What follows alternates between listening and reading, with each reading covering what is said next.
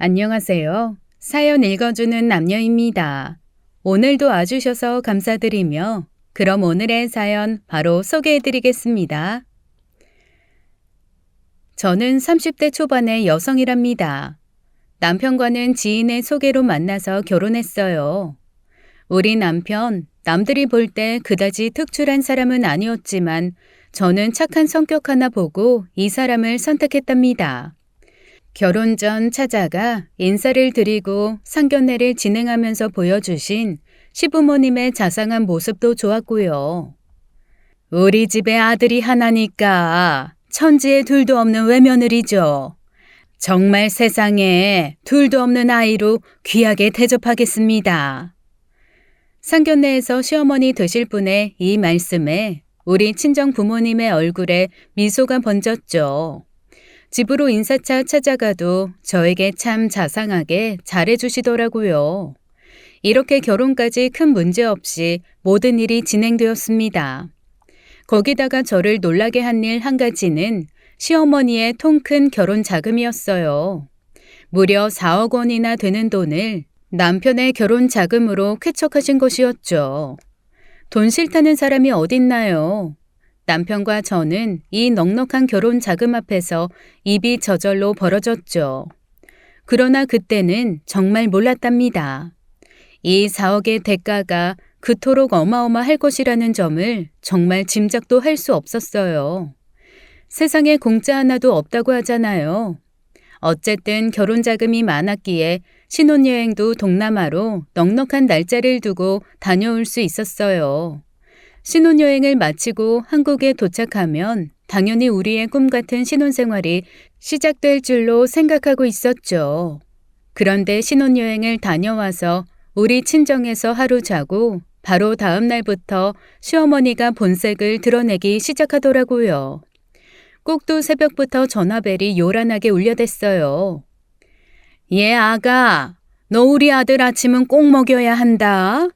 걔는 아침 안 먹으면 하루가 힘이 없다는 애야. 그러니 힘들더라도 아침 꼭 챙기도록 해라. 그렇다고 김치 한 쪽이랑 밥만 주지 말고 적어도 5-6가지 반찬해서 알차게 차려 먹여라. 아이고 얘, 내가 잊을 뻔했다. 아침 차리고 인증샷 찍어서 매일 나한테 보내. 신혼여행에서 돌아와서 우리 집에서 처음 자고 일어난 아침에 받은 전화치고는 정말 희한한 내용이었어요. 아침밥 차려주라는 말까지는 이해가 가지만 인증샷이라뇨. 어머니, 제가 알아서 잘 해서 먹일게요. 그런데 인증샷이라뇨? 어머님이 이 사람에 대해서 애정이 크셔서 하시는 말씀인 줄 알지만 누가 남편 아침상을 시어머니한테 사진 촬영을 해서 보내요. 그건 좀 무리일 것 같아요, 어머니. 나중에 이 사람한테 아침밥 어떻게 얻어먹었는지 말씀으로 들으세요. 너네가 조금 아까 한 말이 시집 오자마자 시어머니로서 너한테 시킨 첫 번째 일이다. 그 일에 대해서 가타부타 토를 다는 거니? 시키는 대로 인증샷 찍어서 보내라니까. 세상에, 뭐 이런 일이 다 있나요? 정말 황당하고 기가 막힌 일이 아닐 수 없었어요. 그래서 제가 약간의 타협점을 제시했죠. 어머니, 매일 아침상 인증샷을 찍어서 시댁에 보내야 하느냐고 다른 사람한테 한번 물어보세요. 다들 기막혀 할 거예요. 그치만 어머니가 인증샷을 요구하시니 오늘 아침 한 번은 앞으로 이런 식으로 아침 차려 먹인다는 의미로 한 장 찍어 보낼게요. 인증샷은 이것만 받아주세요, 어머니. 시어머니가 전화 너머로 뭐라고 떠들었는데 그 말이 하도 빠르고 소리가 커서 무슨 말인지 도대체 잘 못 알아듣겠더라고요.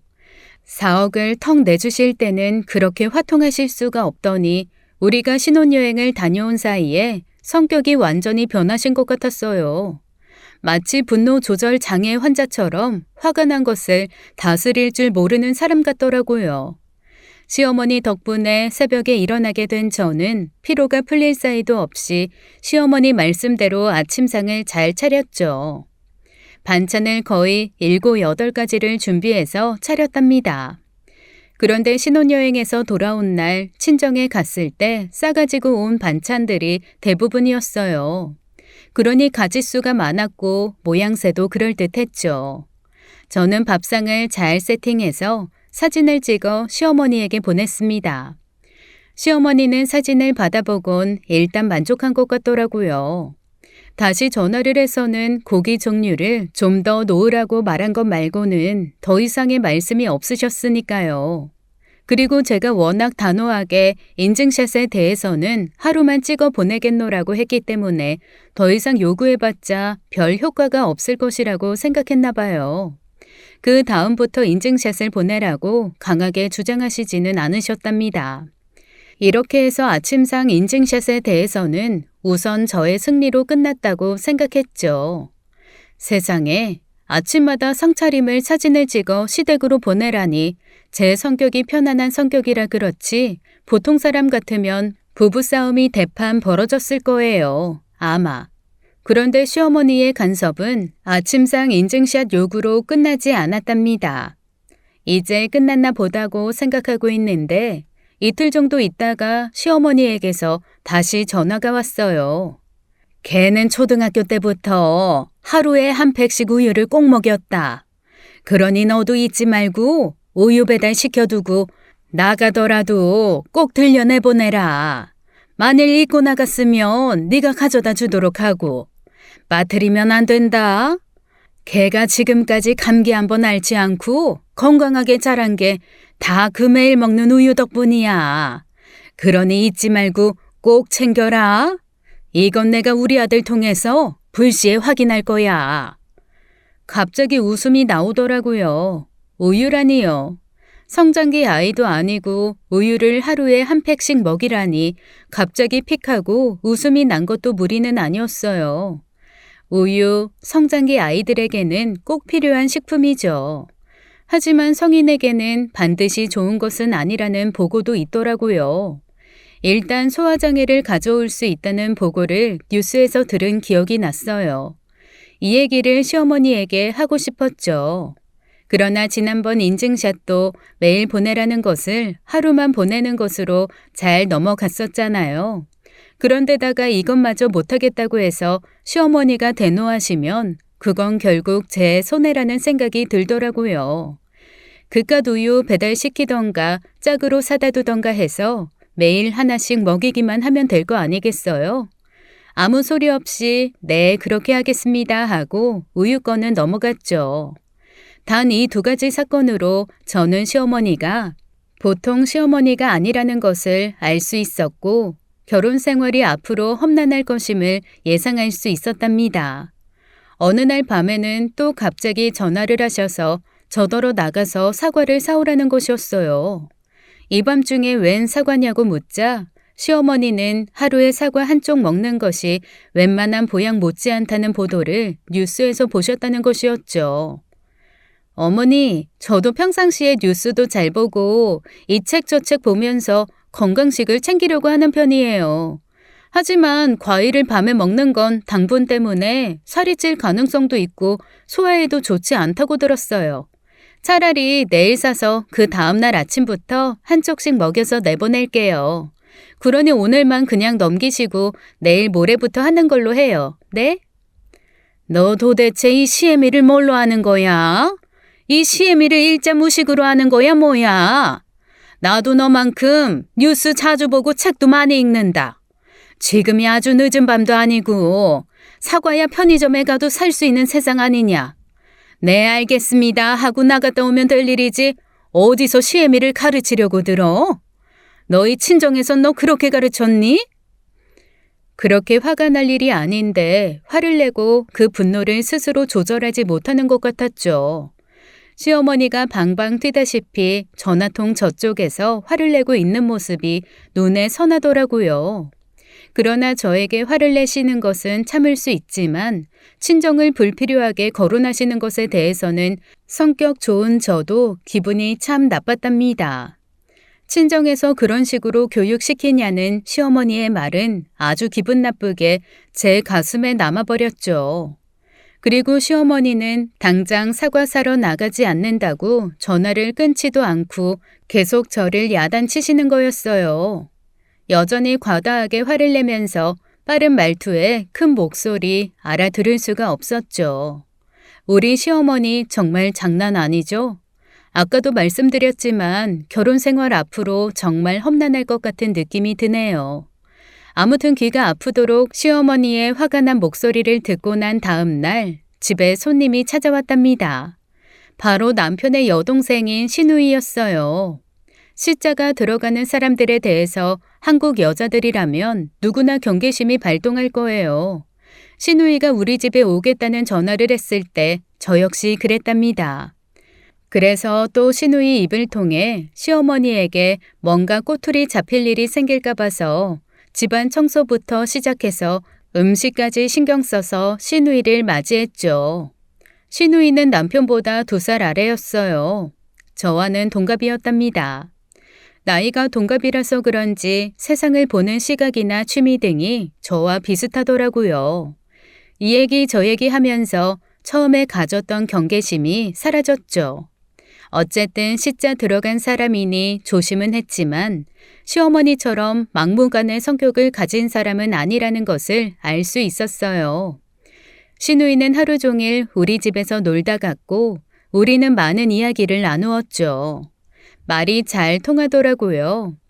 시누이가 아니라 마치 친구 하나 건진 것 같더라니까요.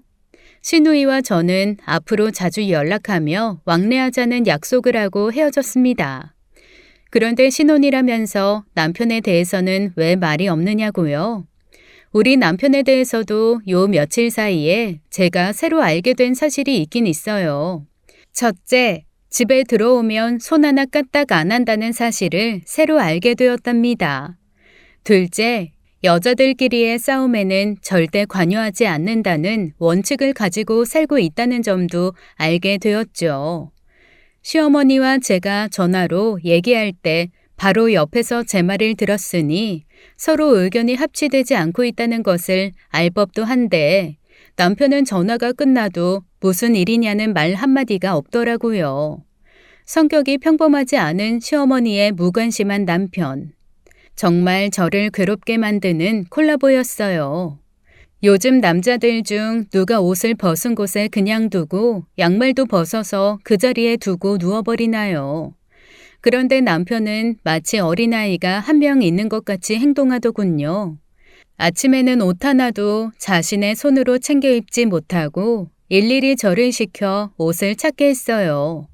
그리고 저녁 퇴근 후에는 옷도 벗은 자리에 그냥 두고 양말도 벗어서 그냥 두고 가방까지 현관 앞에 그냥 놓아버린 채 누워버리는 것이었죠. 그리고 먹고 싶은 것까지 저를 시켜 사오라고 하더라고요. 자신의 일신에 관한 일을 누군가 대신 해주는데 아주 익숙해 있는 것 같았어요. 나 오늘 회식에서 고기를 좀 먹었더니 배가 더부룩해. 요구르트 좀 사다 줘.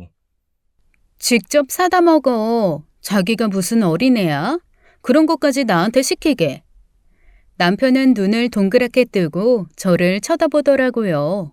마치 당연한 것을 요구하는데 왜 뒷말이 따라 나오느냐는 표정이었습니다. 남편에 대해서 지금은 여기까지만 말씀드릴게요. 아무튼 시어머니가 매일 전화를 걸어서 이래라 저래라 하고 남편은 마치 어린애 하나를 키우는 것 같고 결혼 초부터 연애와 결혼이 이렇게 다르다는 것을 뼈저리게 깨닫는 시간이 흘러갔어요. 그렇게 쉽지 않은 몇 달이 흘러 추석이 되었고 저는 시댁으로 이틀 먼저 오라는 명령을 받았답니다. 할 수 없이 이틀이나 먼저 시댁으로 가야 했어요.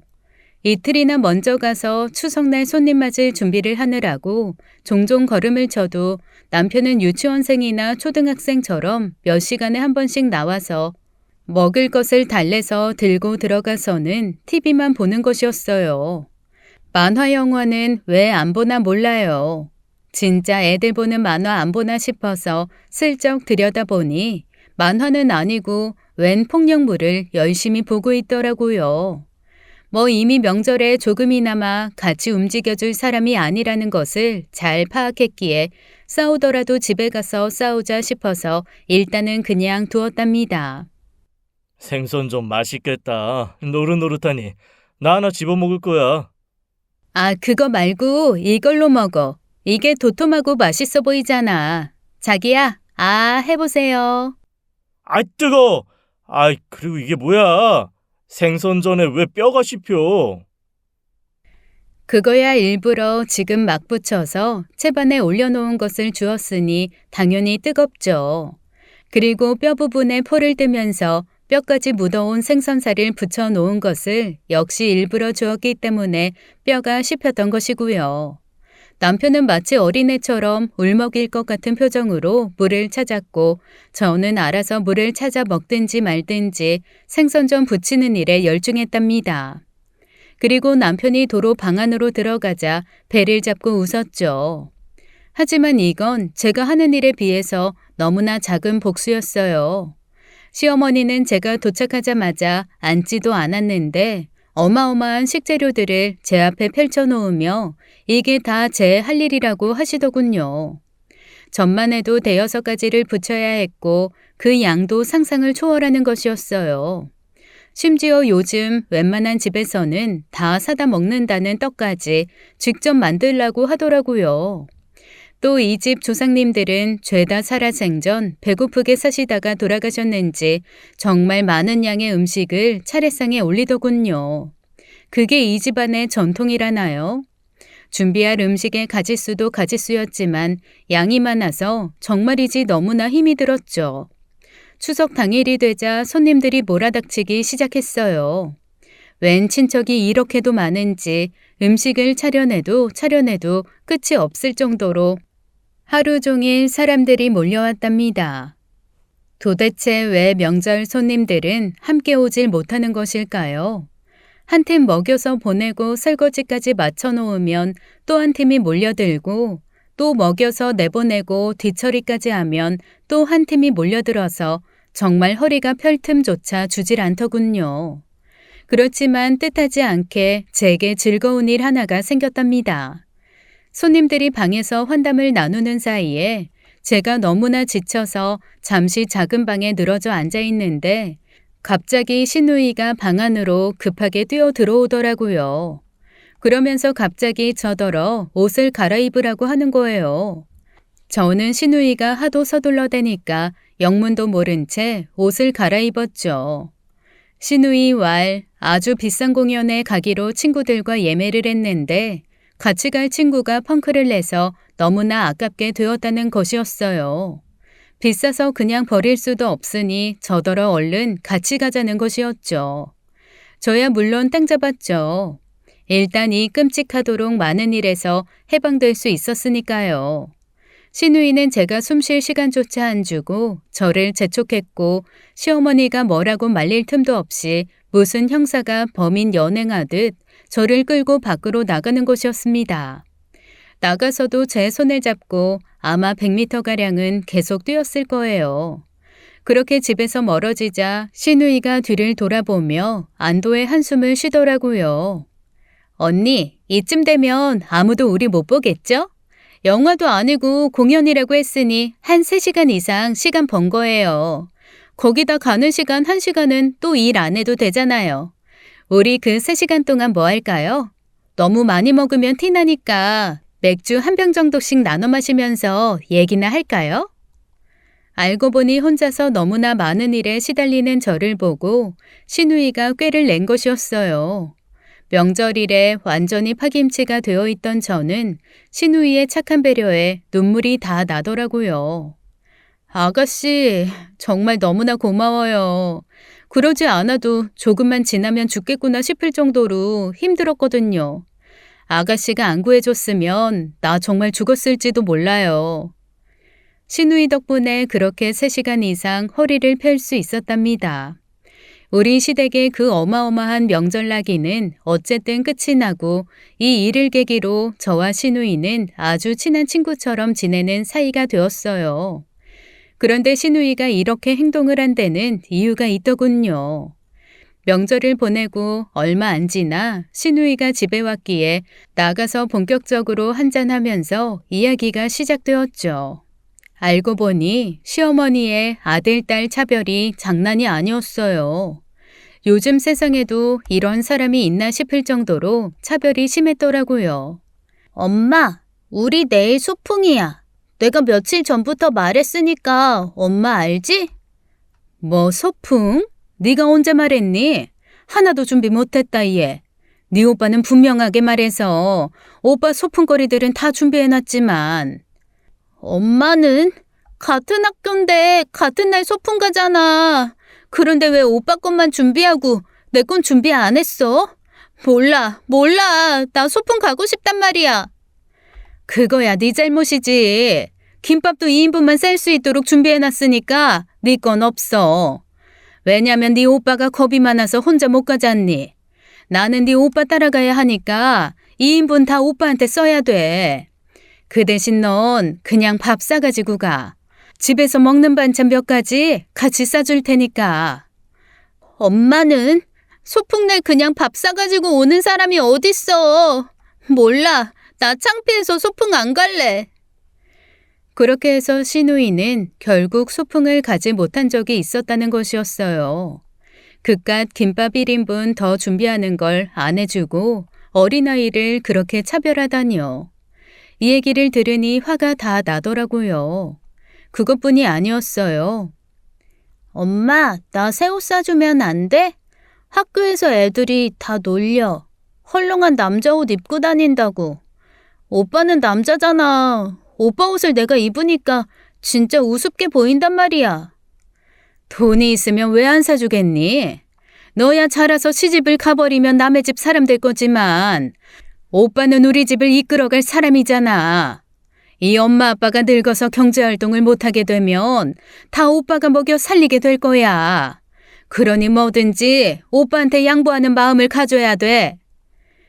시누이는 중학교 시절, 고등학교 시절까지도 남편이 입던 옷을 물려받아 입고 자랐다고 하면서 약간 눈물을 비치더군요. 그런데 아가씨, 아들이 그렇게 귀하면서 며느리는 왜 귀한 줄을 모르시는 걸까요? 분가에서 살지만 거의 같이 사는 것과 마찬가지로 참견하시면서 시집살이 시키세요. 시누이에게 아침밥 인증샷 사건, 우유와 사과 사건 등 제가 겪은 일들을 이야기해 주었어요. 시누이는 별로 놀라지도 않더군요. 그럴 줄 알았다는 것이었어요. 시어머니는 오직 제 남편, 그 아들 하나밖에 모르는 사람이라는 것이었죠. 아가씨, 이런 적도 있었다니까요. 오빠가 집에 들어오기 전에 어머님 댁으로 먼저 간 적이 있었나 봐요. 그런데 양복이 불편하니까 아버님 옷으로 갈아입다가 어머니가 오빠 속옷을 보셨던 모양이더라고요. 그날 득달같이 저한테 전화하셨어요. 왜 그런지 아가씨가 더 잘 알죠? 알죠. 우리 엄마 오빠 옷은 속옷까지 다 다려 입히시잖아요. 언니 오빠 속옷 안 다려 입혔구나? 우리 엄마가 그걸 알았으니 난리가 날 밖에요. 오빠 옷은 저한테도 손을 못 대게 하셨어요. 다 손수 빨고 다리고 개고 혼자 관리 다 하셨어요. 도대체 왜 그렇게까지 하는지 알 수가 없어요. 그리고 언젠가 또 이런 일이 있었죠. 마트에 갔는데 마침 시어머니가 전화를 하셨더라고요. 어디냐고 하셔서 마트라고 했더니 또 그 인증샷 이야기를 꺼내시는 거였어요. 장 본 것을 다 풀어서 촬영해서 보내라는 것이었죠. 아들이 먹을 만한 것을 샀는지 어쨌는지 보시겠다고요. 이 이야기까지 시누이에게 들려주었답니다. 시누이는 자신의 엄마지만 정말 예측 불허이면서도 오직 하나밖에 모르는 인물이라고 했어요. 시쳇말로 정말 아들한 시어머니가 아닐 수 없었죠. 시누이와 저는 가끔 만나서 시어머니에 대한 뒷담화를 하면서 스트레스를 풀곤 했답니다. 시어머니는 지치지도 않고 매일 전화로 아니면 불시에 찾아와서 시집살이를 시키고 남편은 싸움이 나건 말건 관심도 없었죠. 애초에 생각한 결혼이라는 것과는 너무나 다른 나날이 그래도 흘러갔답니다. 우리가 결혼한 지 1년이 되었을 무렵 우리 시누이가 드디어 결혼을 하게 되었어요. 시누이가 결혼하게 되었다는 이야기를 들었을 때 한편으로는 너무나 기뻤죠. 그러나 또 한편으로는 시집을 가면 이제 저하고 술 한잔하면서 시어머니 뒷담화를 하기는 힘들어지겠구나 하는 생각에 섭하기도 했답니다. 시누이의 결혼 문제 때문에 온 식구가 한자리에 모였죠.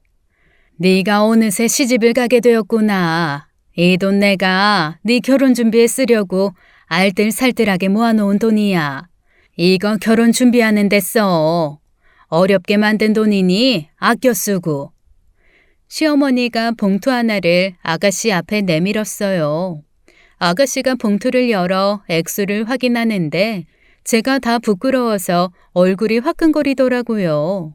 봉투에는 딸랑 1,000만 원이 들어있었답니다. 시누이는 우리 남편, 즉 시누이의 오빠가 결혼할 때 얼마를 지원받았는지를 다 알고 있었어요. 시어머니가 특히 우리 친정 쪽을 향해 큰 소리를 치면서 얼마를 결혼 자금으로 내놓았는지를 떠벌렸기 때문이었죠. 오빠의 40분의 1밖에 안 되는 결혼 자금을 받은 시누이. 그렇잖아도 차별에 서럽게 자란 시누이라는 것을 알았기에 제가 마음이 아파서 시누이의 눈치를 살폈습니다. 하지만 시누이의 표정에는 변화가 없더군요. 평생 차별을 받으며 자랐기에 기대도 안 하는 것 같았어요. 비록 아들과 비교할 때 말도 안 되는 액수의 결혼 자금을 내놓았지만 아가씨가 별 문제를 삼지 않았기 때문에 여기까지는 집안이 조용했어요. 그런데 시어머니가 술을 홀짝홀짝 마시기 시작하셨죠. 제가 생각하기에도 적지 않은 술을 마신 시어머니가 갑자기 신세 한탄을 시작하더군요. 우리 아들 말이야. 그 정도면 좋은 혼처에 결혼시킬 수 있었을 텐데 말이야. 내가 아주 후회 막급이야. 꺽. 훨씬 더 좋은 곳에 장가갈 수 있는 놈인데 말이야. 취중 진담이라는 말이 있죠. 더 좋은 혼처요? 그렇다면 우리 집이 나쁜 혼처라는 것인가요? 신혼 초에도 친정에서 교육을 어떻게 받았느니 해서 제 기분을 상하게 만든 시어머니였어요. 이번에도 친정과 관련한 이야기였기에 제 기분이 정말 많이 상했답니다. 제 기분은 이렇게 완전히 상해버렸고 시어머니는 이어서 또 한 사람의 기분을 망쳐버리는 망언을 하시고 말았어요. 장가 2천이라도 더 보태줬어야 했는데 그걸 못해줘서 그것도 마음에 남고 말이지. 아무튼 난 아들에 대해서는 미안한 게 너무나 많다니까. 이 말에는 차별에 익숙해진 시누이의 표정도 확 달라졌답니다. 아들의 결혼 자금으로 4억을 주었으면서도 자신에게는 1,000만 원만 건네는 엄마라뇨. 그것도 그냥 참고 넘기려는데 장가 2천을 거기서 더 보태주었어야 한다니 얼마나 기분이 상했겠어요. 결국은 시누이가 폭발했죠. 엄마, 평생을 오빠랑 나 차별하더니 오빠는 4억이고 나는 1,000만 원 줬어요. 40배 차이예요, 40배. 그러면서도 오빠 결혼 미천 더해줬어야 한다고 생각하는 거예요? 도대체 나는 뭐예요? 1,000만 원 주고 엄마가 아무 말 안 했으면 그냥 넘어갔을 거예요. 이 1,000만 원도 오빠 줘버릴까요? 얘같이 옳게 하고 어울려 다니더니 애미한테 대드는 버릇을 배웠나? 이게 무슨 짓이야? 엄마 모처럼 기분 좋게 술 마시고 취하는 중인데. 나 초등학교 다니던 시절부터 연필도 오빠가 쓰고 남은 몽당 연필만 쓰면서 학교 다닌 사람이에요. 공부요? 오빠에 비하면 내가 더 잘했죠. 나 대학 보내줬어요? 내가 고학해서 간신히 2년제 마쳤어요. 단 한 푼이라도 대학 등록금에 보태라고 한 적 있느냐 말이에요. 아니 내 돈 내 맘대로 쓰겠다는데 네가 건방지게 웬 참견이야 참견이. 정말 네가 네 옳게 하고 어울리면서 안 하던 짓을 다 몰아서 하는구나.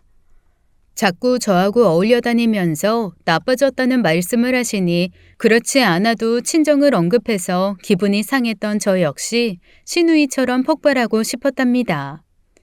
엄마, 나 몽당 연필 써도 괜찮고 대학교 고학해도 불만 없었을 거예요. 단 그게 집안이 어려워서 오빠나 나나 똑같이 그랬다면 말이죠. 그런데 문제는요. 한 사람은 넘치게 받고 한 사람은 남의 집살이 하는 것처럼 자랐다는 게 문제라는 거라고요. 1,000만 원이요? 저 감사하게 받으려고 생각하고 있었어요. 오빠한테 자억 주신 거 불만 없었어요. 문제는요, 액수가 문제가 아닌 거예요. 도대체 오빠랑 제가 뭐가 그렇게 달라서 그렇게 일생을 차별하시는 거예요? 똑같이 엄마가 낳은 자식이잖아요. 신우이는 아주 이 기회에 서러웠던 일을 다 털어놓으려는 것 같았답니다. 저는 속으로 잘한다 잘한다 하고 응원하고 있었죠. 이때 우리 남편의 진가가 나타났어요. 아, 슛! 골이! 아이씨, 골이 아니잖아. 이 자식들. 아, 축구를 어떻게 배운 거야, 도대체? 아야, 다시 슛! 아이, 정말 축구 못 봐주겠네. 저건 감독놈이 잘못 가르치고 있는 거라니까. 참 제때에 제대로 활약하고 있는 남편이었어요. 이 와중에 TV가 눈에 들어오는 것부터가 이상한 것 아닌가요? 도대체 유치원생만큼도 분위기 파악을 못하는 남편 때문에 오히려 제가 다 부끄럽더라니까요. 오빠가 이렇게 멍청한 짓을 하고 있는 중에 신우이는 이제 할 말을 다 했는지 눈물을 닦으며 일어서더라고요. 엄마, 나 이제 이 집에 다시는 발 안 들여요. 이걸로 엄마랑 내가 보는 일이 마지막이면 좋겠어요. 제가 저축한 돈으로 결혼할게요. 2천만 원 오빠 군것질 값으로 주세요. 그리고 결혼식장에도 오시지 마시고요. 엄마 없는 셈 칠 거니까. 그럼 못 만나더라도 만수무강하세요. 안 오면 누가 무서워한다디? 잘 됐구나. 네 결혼식 날 그렇잖아도 나가봐야 할 모임이 있었는데 말이다. 시어머니는 말만 이렇게 하시는 것이 아니라 신우이의 결혼식에 정말 가지 않으려고 하셨답니다. 하지만 시아버지가 간절하게 설득하셨죠. 저도 거의 빌다시피 참석은 하시라고 말씀드렸고요. 철없는 남편만 여동생 결혼식에 엄마가 가건 말건 무관심으로 일관했죠. 그렇게 끌어모시다시피 결혼식에 모셔갔답니다. 그런데 정말로 결혼식에 참석만 하고 휙하니 가버리시더라고요. 원래 결혼식이 끝나면 혼주가 하객들을 일일이 찾아다니면서 인사를 하잖아요. 그런데 우리 시어머니는 예식이 끝나기가 무섭게 어디론가 사라져버린 거예요. 신부인 신우이는 줄곧 화사한 미소로 하객들을 접대했지만 드레스를 벗고 예복으로 갈아입은 후에 화장실에서 울고 있는 것을 제가 목격하고 말았죠. 저는 아가씨를 다독거렸어요. 아가씨, 신부가 얼굴에 눈물 자국 나면 어떡해요. 일생에서 제일 예뻐야 하는 날이잖아요. 아가씨 착한 사람이잖아요. 울지 말아요. 비록 나이 동갑인 올케지만 내가 손윗 사람이에요. 오늘은 올케가 엄마다 이렇게 생각하세요. 네? 제가 열심히 남아 계신 하객들한테 인사하면서 다닐게요. 딸과 손절을 당해놓고도 시어머니의 아들 타령은 더욱 심해지고 있었어요. 당연히 저하고의 갈등이 깊어질 수밖에 없었죠. 그 사이에 저는 임신을 했고 출산을 했답니다. 갓난아이 하나 키우는 게 얼마나 힘든 일인가요? 그것도 아이 아빠라는 사람이 완전히 무관심한 환경 속에서 말이에요. 그런데도 시어머니는 아랑곳 없이 말도 안 되는 요구를 계속하고 있었습니다. 신우이가 연을 끈 차 아들에게 더욱 집착하는 것 같았어요. 저도 이제 신우이처럼 폭발하기 직전의 상태에 와 있었습니다. 이제는 아침상을 찍은 인증샷을 보내라는 정도가 아니라 내 아들 아침 저녁 먹는 거 모두 찍어서 보내라는 것이었죠. 말도 안 되는 일은 이것뿐만이 아니었답니다. 아기 목욕을 시키는 일을 남편더러 도와달라고 한 일이 있었어요. 남편에게 뭘 바라겠어요. 자기는 그런 일 못한다고 하더군요. 그리고 이 일을 시어머니한테 얘기했나 봐요. 시어머니가 마치 저를 잡아먹으려는 사나운 맹수처럼 밤늦게 우리 집에 들이닥쳐서 자기 아들에게 그런 일 시키지 말라고 삿대질까지 하면서 야단을 치시더라고요. 뭐? 우리 아들더러 애 목욕을 시키라고 했어? 개 손에 물 닿는 거 싫어서 세수까지 오래도록 내가 시켜서 키운 아이다. 그런 애한테 애 목욕을 시키라고 했다고? 너는 도대체 뭐라러 시집을 온 거야? 남편 밥상 차려 인증샷 보내라고 해도 나 몰라라. 속옷 타려 입히라고 해도 그것도 제대로 안 하는 것 같지. 애 목욕 하나 혼자서 못 시켜서 도대체 너 뭐 하는 애야? 세수까지 오래도록 시켜서 키웠다니 그걸 도대체 자랑이라고 말씀하시는 건지 알다가도 모르겠더군요. 어머니, 저 사람 어린애 아니고 성인이에요. 이제 자식까지 본 사람이잖아요. 자식은 저 혼자 낳아요? 둘이 같이 책임져야 할 자식이에요. 제가 저 사람 회사에서 일하고 있는데 불러들여서 목욕 도와달라고 한 것도 아니잖아요. 할 일 없이 TV 보고 있는 사람더러 갓난 자식 목욕시키는 일 좀 도와달라고 한 게 그게 그렇게 문제가 되나요? 이때 뭐가 불편했던지 아기가 울기 시작했답니다. 아기 울잖아. 나 지금 어머니하고 얘기 중이고. 애 좀 달래. 젖병에 우유 있으니까 입에 물려주고. 이 와중에 아이가 울면 남편이 얼른 일어나야 하는 것 아니겠어요? 아기가 우는데도 여전히 남편은 TV에만 눈길을 주고 있었죠. 제가 우는 아이를 안고 얼러가면서 어머니와 언쟁을 해야 했어요. 우리 아들은 다른 애들하고는 차원이 다르게 귀하게 자란 아이다. 네가 남편한테 맞춰. 너 지금도 우리 아들한테 일 시키고 있지 않니? 그리고 아침 저녁상 인증샷 보내라는데 왜 안 보내는 거니? 또 반항이야? 저희 독립해서 사는 성인들이에요. 뭘 먹건 어떻게 먹건 저희들 책임이고 저희들이 알아서 할 일이라고요. 그걸 왜 어머님께 매 끼니 보고를 드려야 하는 건지 저 정말 모르겠어요. 어머니 이렇게 하시려면 저 사람 결혼시키지 말고 데리고 사셨어야 옳아요. 근데 분명히 결혼시키셨죠? 그럼 아무리 사는 게 궁금해도 참으세요. 저하고 저 사람을 믿으시라고요. 그게 어머니를 위하고 저와 저 사람을 위하는 길이에요. 어머니께서 하라시는 거 다는 못 해드려요. 이해해 주시리라 믿습니다. 정말 저도 연을 끊겠습니다 하고 아이를 데리고 나가버리고 싶었지만 이렇게 이성적으로 어머니를 설득했죠. 어머니도 아이 키워보셔서 잘 아시잖아요. 아이 둘 키우실 때 아버님 드시는 음식 시조모님께 일일이 다 보고 드리셨어요? 그리고 애 둘 키우실 때 아버님 아이들 목욕시키는 거 한 번도 안 도와주시던가요? 아니잖아요. 어머니, 제발 내가 저만한 때 어땠을까 하고 입장을 바꿔서 생각해 주세요. 시어머니는 화가 나서 씩씩거리며 거의 막말 수준으로 야단을 치더니 집으로 가버리셨어요. 우리 남편 이럴 때 또 등장해야죠. 아니, 오늘은 무관심이라고 할 수는 없더라고요. 누군가의 편을 확실하게 들었으니까요. 그런데 그게 제 편이 아니라 시어머니 편이라는 것은 누구나 짐작하실 수 있을 거예요. 뭐 당연히 시어머니 편을 들겠죠. 시어머니 말씀대로 되어야 자신이 편하니까요. 결혼 초부터 꾸준히 이어진 남편의 집안에 대한 무관심, 아니 무관심을 떠난 무책임에 점점 커지는 남편에 대한 실망감. 이제는 그 실망감 때문에도 저는 폭발하기 일보 직전에 있었어요. 그러던 어느 날이었어요. 남편이 회사에서 야근으로 늦는다는 연락을 해왔더라고요. 요즘 들어 남편의 야근이 부쩍 잦아지고 있었어요. 저는 차라리 남편의 야근이 기뻤답니다. 갓난쟁이 하나 보는 것도 힘에 부치는데 그 갓난쟁이보다 더 갓난쟁이 같은 사람까지 같이 보는 일은 더 힘들었기 때문이었죠. 하다못해 저녁 한 끼라도 안 챙겨도 되니까요. 그런데 어느 날 아이의 변이 좀 묵다 싶더니 계속 설사를 하고 조금 지나니 토하기까지 하는 거예요.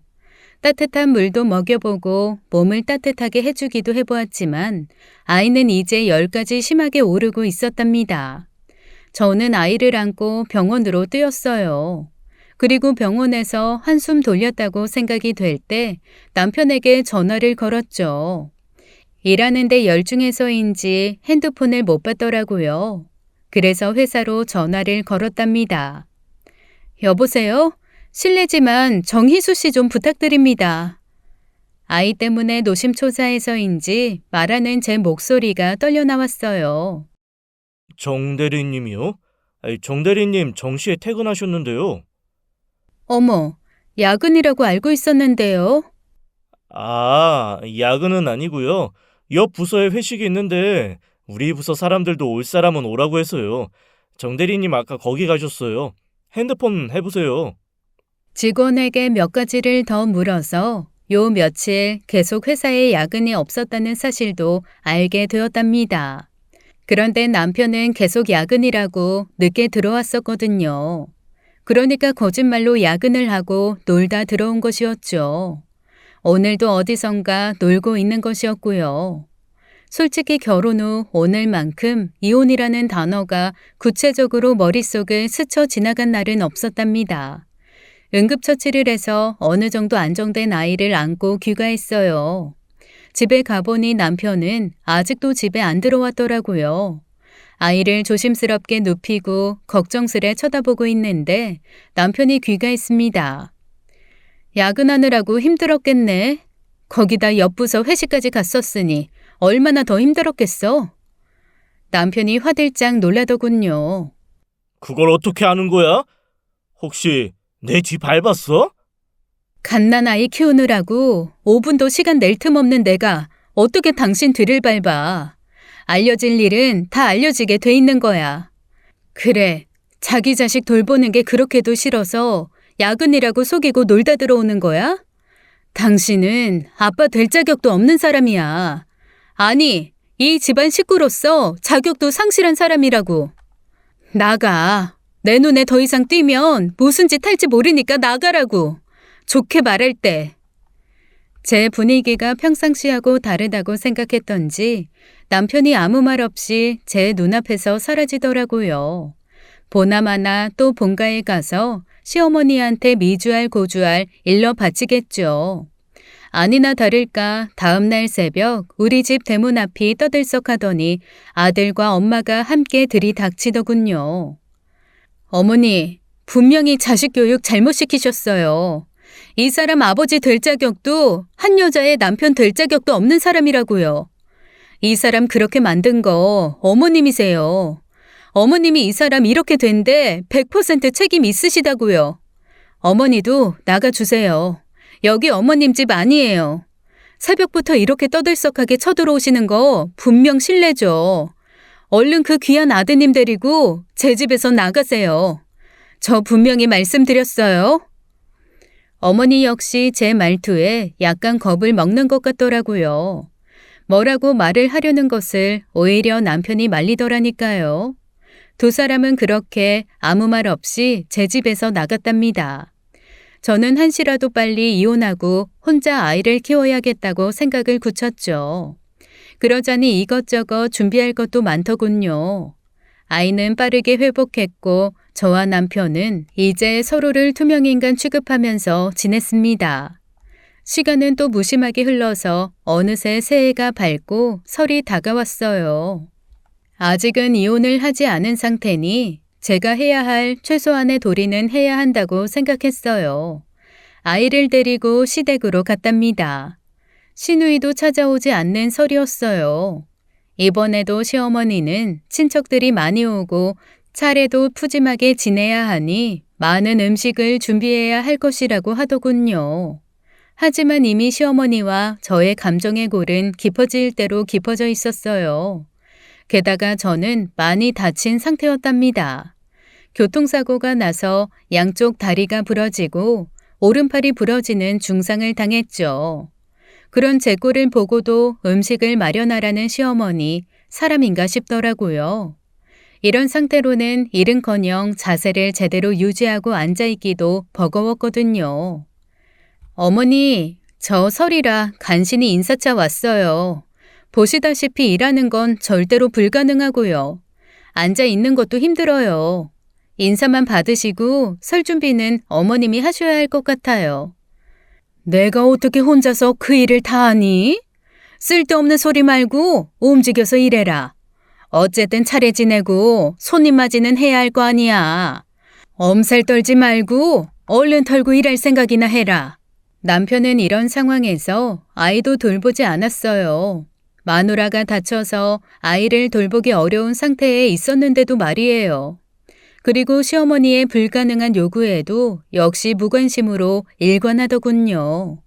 그래도 어쨌든 아직은 남편이고 어머니한테는 말발이 제일 잘 먹히는 사람이라 생각해서 어머니한테 말씀 좀 잘 드리라고 했습니다. 아이, 몰라. 당신이 알아서 해. 그러기에 왜 사고를 당하고 그래? 사고를 당하고 싶어서 당하는 사람이 있나요? 참으로 남편다운 대답이었어요. 이쯤에 엎친 데 덮친 격으로 저는 심한 독감까지 앓게 되었답니다.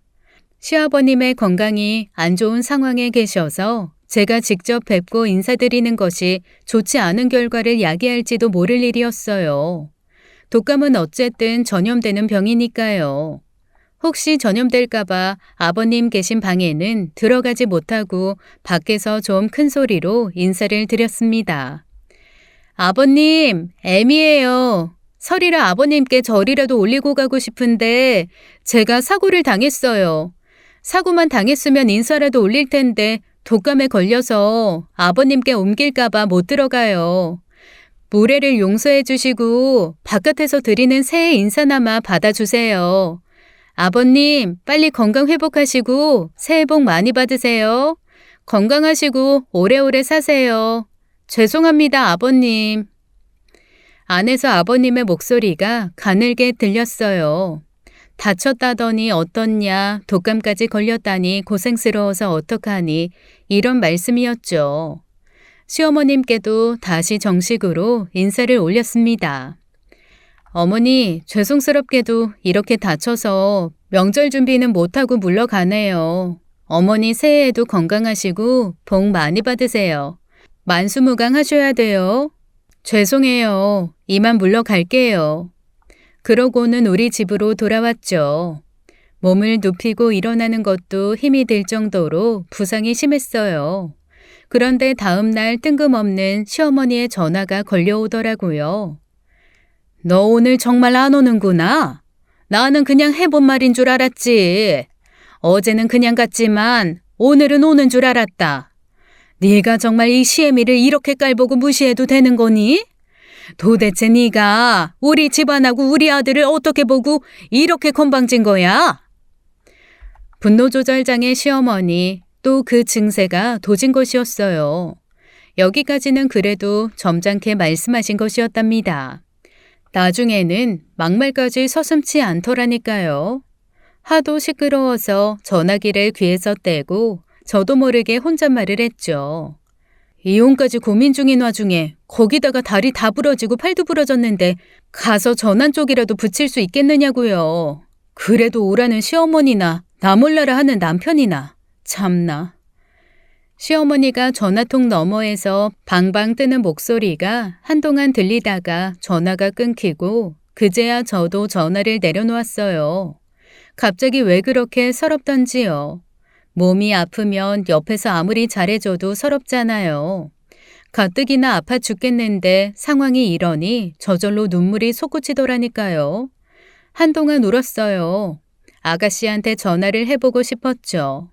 하지만 아가씨는 시댁에 가서 명절을 지내고 있겠구나 생각하니 전화도 못하겠더라고요.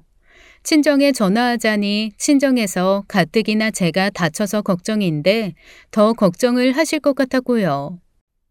아마 엄마 화가 많이 났을걸? 당신이 스스로 자초한 일이니까 네 행동 네가 책임져. 무슨 일이 벌어져도 난 모른다. 알아서 해결해. 남편은 이런 무개념의 말을 던져놓고 혼자 시댁으로 가버리더군요. 깁스를 팔과 다리에 통증도 느껴졌고 독감 때문에도 정신이 혼미했죠. 그런데 바로 그날 밤 정말 생각지도 않은 일이 벌어졌어요. 시어머니가 집으로 들이닥친 것이었어요. 그런데 혼자 온 것이 아니라 범상치 않아 보이는 물건을 들고 왔더라고요. 다름 아닌 골프채였답니다.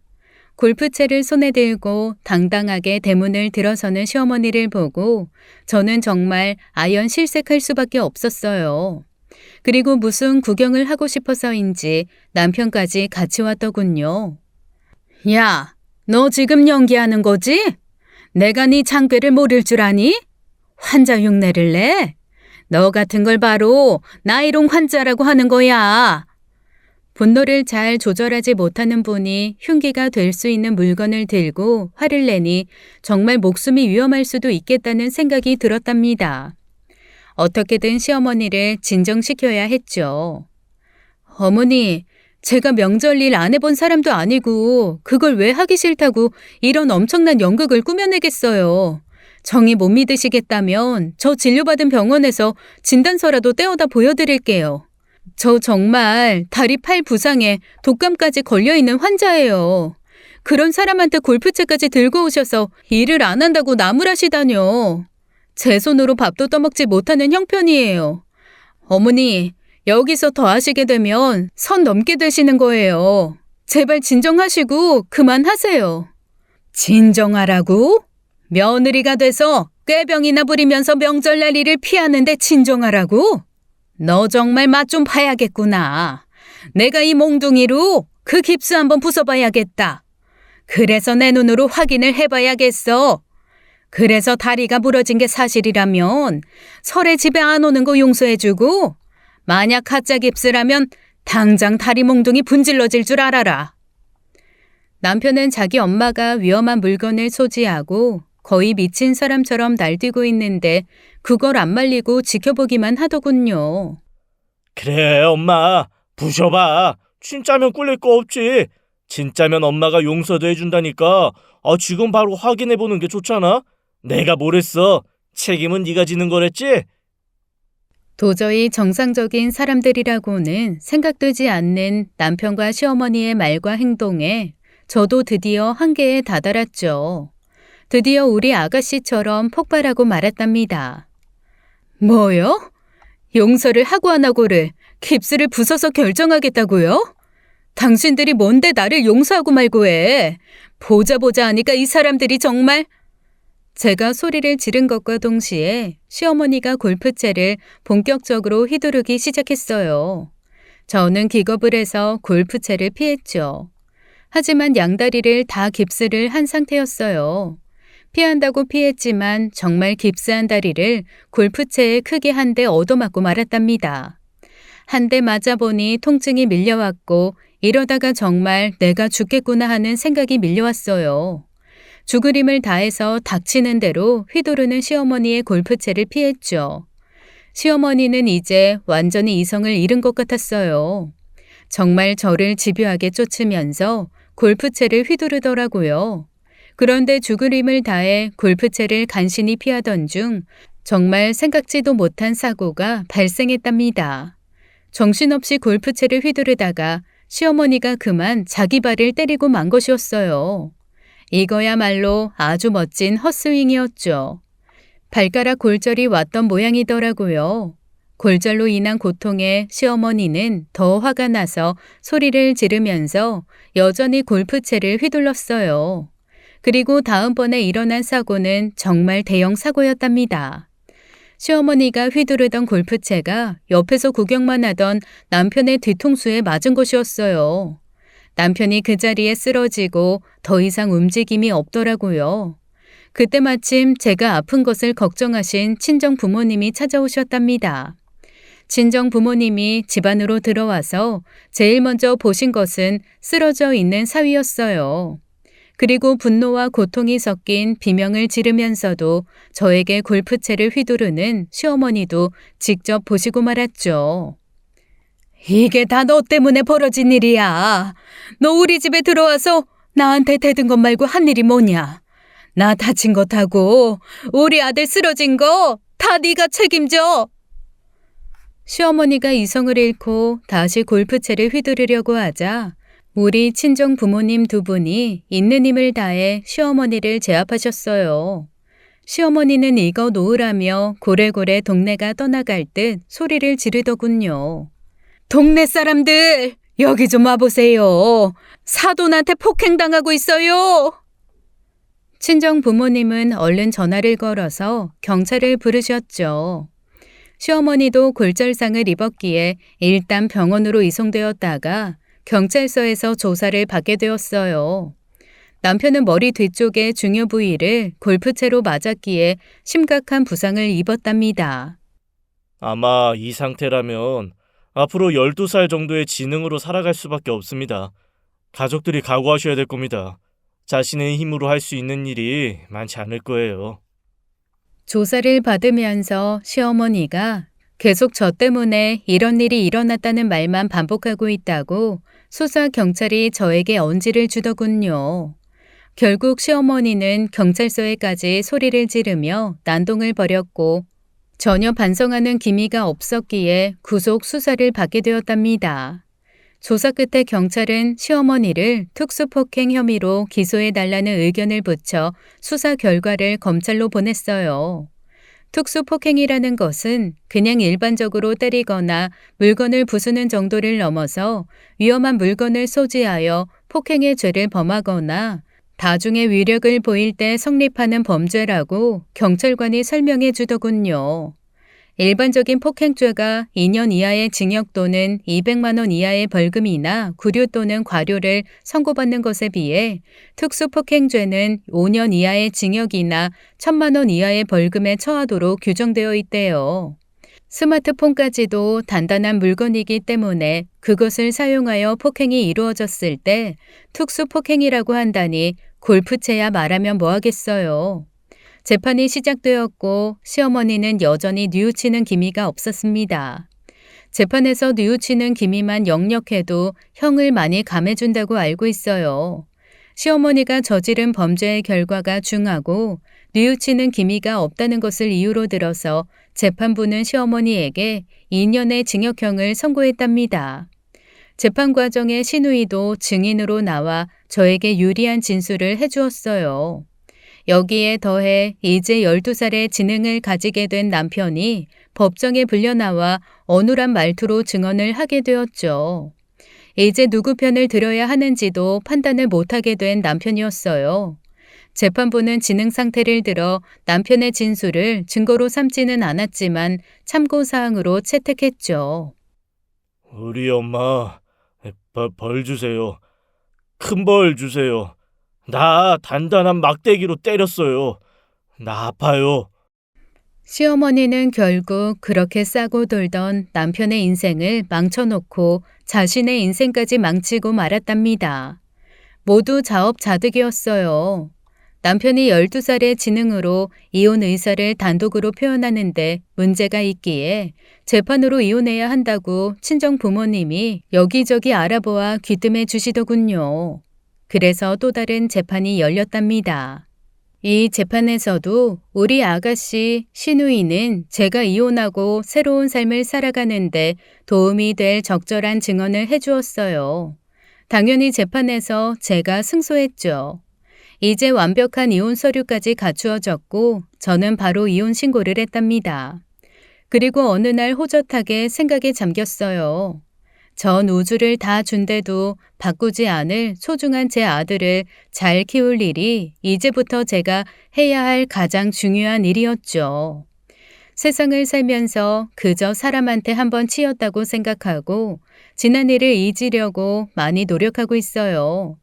그렇지만 우리 아가씨하고는 자주 연락을 한답니다. 아가씨는 여전히 친정하고 손절한 상태를 유지하고 있었어요. 재판을 거치고 이런저런 일을 정리하는 동안 제 부상도 말끔히 나았죠. 오늘 아가씨하고 술 약속이 있답니다. 만나서 그저 소박하게 서로 어떻게 사는지 이야기를 나눌 생각이에요. 아이를 위해서라도 씩씩하게 살아가기로 여러분들 앞에서 다짐하면서 오늘의 사연 여기서 맺을게요. 끝까지 들어주셔서 감사합니다. 지금까지 사연 읽어주는 남녀였습니다. 끝까지 시청해주신 여러분 감사드리며 저희는 다음 사연으로 돌아올게요. 감사합니다.